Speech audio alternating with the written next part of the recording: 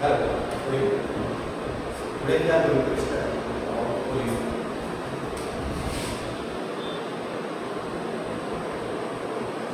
Police. What do you mean by police?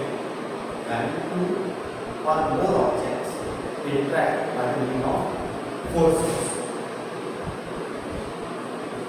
By means of forces.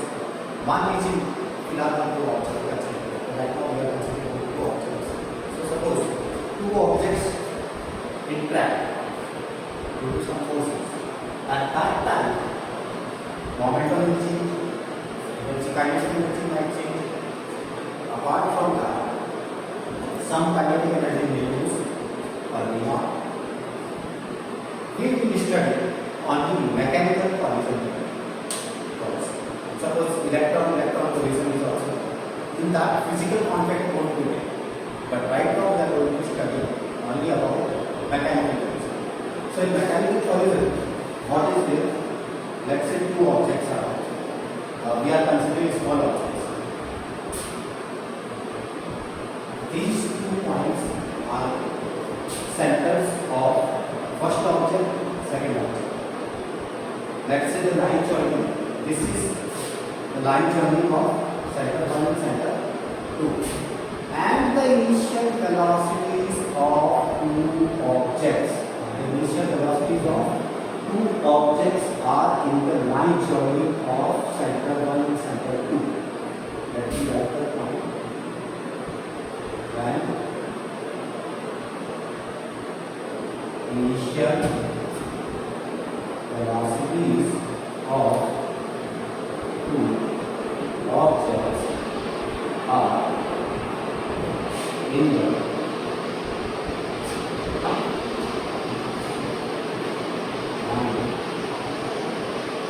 joining of center 1 and center. That it will be so called 1D collision or head-on collision. So today we are going to study precisely head-on collision. Now in that case, when they come closer, at that time I am just slightly magnifying these 2 objects. Let's say these 2 objects are like this. Say the object number 1, say the object number 2. When they interact, what will happen? They will not be in same structure, same shape. Their shape will change slightly or more. That is calculation matter. But their shape won't be the same. Okay? Some deformation might take place. I am not drawing the object. Now in that case, just one. So here the forces are acting like this, and by the Newton's third law, everyone is aware of Newton's third. Action and reaction take place. For first object, the force is acting on the left side. For the second object, the force is acting on the right side. And quantitatively both will be same. Alright? So I am drawing like this. Till here. I would say this is deformation. What should I call it as? Deformation. What should I call it as? Deformation. Because deformation takes place. After that, they will get separated. Say V1, I will draw it here. V1. Masses of the object, use the symbol. Say L1 and now I can here on 1, and this is the point where this is the condition where maximum deformation has been given. Means these 2 objects are getting deformed. Then here to here we are getting reformation. So in this case, till here deformation takes place. After this reformation takes place. Means till here objects will get deformed like this. After this they will get separated. So in that case they will get reformation. Is it necessary to get 100% reformation? Not necessary. I'm not saying they won't get. There is a chance they might get the reformation 100%. But there is also a chance of getting the reformation as 90% or say 80%. ये भी हो सकता है like they will not get reformed. Possibility like that. Suppose we have like structure is designed in such a way or the materials are in such a way that they will not get separated. So this was only for explanation. So in this case, initial velocities are in the same of line joining C1 C2 and they will interact by the forces, and after that first deformation takes place, then deformation, after that they will get separated. Now there are forces acting on the objects. Can the force will be constant or variable? When they will interact, the large amount of force for the small time, listen carefully, for the small time, large amount of force will act, but still force won't be constant. It might vary. It will vary. Doesn't matter. Can you say for the first object, linear momentum conservation principle will be applied or not? Why not? Because force is acting. Same thing for the object number 2. We can say that the linear momentum will be conserved. No. Why not? Force is acting. Let us assume no other forces are acting. Let us assume no other forces are acting. Can you decide whether the combined system, whether the linear momentum of combined system will remain conserved or not? Can you tell? Yes, it will be conserved.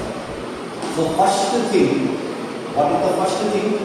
Linear momentum conservation principle.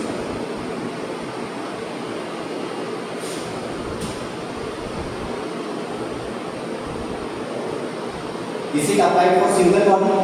No. For single body? No. For combined system? Yes.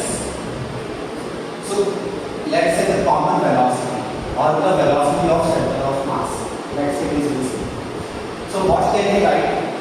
m1 u1 plus m2 u2, that is equal to m1 plus m2 into vc, that is also equal to m1 v1 plus m2 v2.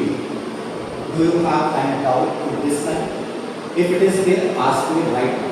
Listen carefully. यहाँ पर हम क्या बोल सकते हैं? Linear momentum initially is m1 u1 plus m2 v2. हाँ, there is a chance कि ये जो particle या object है ये left आ रहा है. In that case, we will consider u2 as negative. This is the common velocity or say velocity of center of mass. Both are equally true. Either you can say common velocity. Till here, approach is there. After this separation, we can call it as, instead of deformation, we can call it as approach. Instead of deformation, we can call it as separation. That is equally true. Write down this thing. First, we will apply everywhere it is valid. For the collision purpose, linear momentum conservation is valid. Condition of that, there is no other external forces. If the external force will act, we won't write the system. Correct? Carol की याद आ रही है? Carol, क्या याद? हाँ, तो Carol में भी हम ये चीजें अप्लाई करेंगे. Second, we are talking about the definition. Let's say this symbolic notation is E. Why it is so called symbol is so called E? Symbol is capitalized E because E is elasticity. E is elasticity because of deformation taking place. So E for elasticity. Now there is a chance that deformation will be 100% or 100 instead of 100 can be 90, 80 or anything. So E is defined as impulse of deformation upon impulse of deformation Okay, this is somehow like final upon initial. Now can you tell me impulse of deformation? Force is acting for a small time. Correct? Here, here to here, deformation. From here to here, deformation. So tell me, from here to here, if I talk about second object, okay. So can you tell me the impulse of deformation? Should I explain? I am asking you. Should I explain this thing? Deformation from here to here. Okay, I will take M2. Deformation. In deformation, can you tell me what will be deformation? M2 U2 minus, sorry, VC minus U2. Why VC minus U2? Here I have written V2 minus VC because from here to here, for deformation sense, V2 is original shape and VC is maximum deformed condition. So this is the initial condition, this is the final condition, and it is completely deformed. What completely is with respect to this diagram, it is the maximum condition which can be deformed. Now here to here deformation means deformation is the target. In deformation, here is it deformed? No, this is deformed. It is not deformed, this is deformed. So in deformation sense, this is my final, this is my I am sure you will get answer. Put the value of VC. Put the value of VC. You have noticed the last time that linear momentum preservation. We have found the value of VC as M1 U1 plus M2 U2 upon M1 plus M2 check impulse, or you can say M1 V1 plus M2 V2 upon M1 plus, both are equally valid. Both are equally valid. From the last statement you can verify. Now put the value of VC over here. What will you put? You can put this, you can put this. But what should you put? Because here VC involved is here means we have to put in terms of V1. Let's say we are putting this M1 V1 plus M2 V2 over M1 plus, put the value of VC. What should I keep? In terms of U, I should keep, so that simplification will be easier. Put the value of VC M1 V1 plus M2. Just hold a moment. I have to put in terms of U. M1 U1 plus M2 U2 divided by M1 plus M2 minus. You got the point? Both are same, but for the simplicity, we have to put V in terms of we have to put VC in terms of V to make it simpler. We have to put VC in terms of U to make the denominator simpler. Now can you just simplify it? M1 plus M2 into V2 minus M1 U1 minus plus on divide by M1 plus M2 will get cancelled. M1 U1 plus M2 U2 minus M1 plus M2 into 2. Correct? Further, if you simplify, you will notice M2 V2 M2 plus minus. You will get answer. So I will write M1 V2 plus M2 V2 minus M1 V1 minus M2 V2 over